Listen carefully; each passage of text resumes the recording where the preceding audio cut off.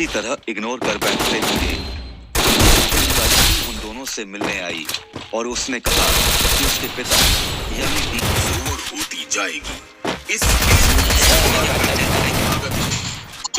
HP First blood. हर बार kick करने पर तुम्हारे 2 से ज्यादा बड़ा हमला था।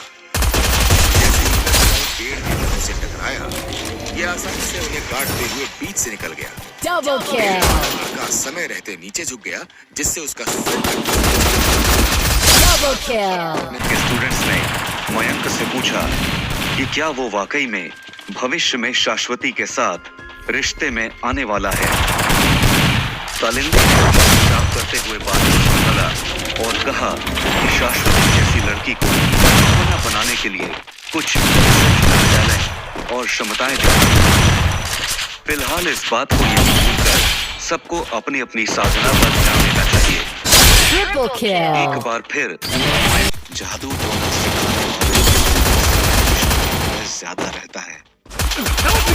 हालात इस कदर खराब है कि अगर First blood. प्रतिभाशाली लोग आमने सामने हों तो निर्विवाद रूप से जादू टोना वाले को अधिक प्रतिभाशाली मान लिया जाता है।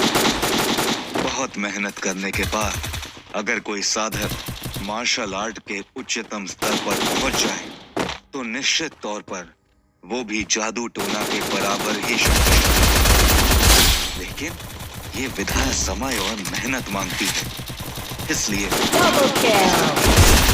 लोग Double kill. लेकिन उसके आगे मेहनत नहीं करना चाहते। इसीलिए मेरे डिपार्टमेंट की स्टाफ Triple kill. समझ आ रही थी। वो जानता था कि नियमों के मुताबिक किसी शक्तिशाली मानसिक नियंत्रण किया जा सकता है। कुछ देर तक डीन सर यूनिवर्सिटी और अलग अलग नियमों के First blood. बारे में Double kill.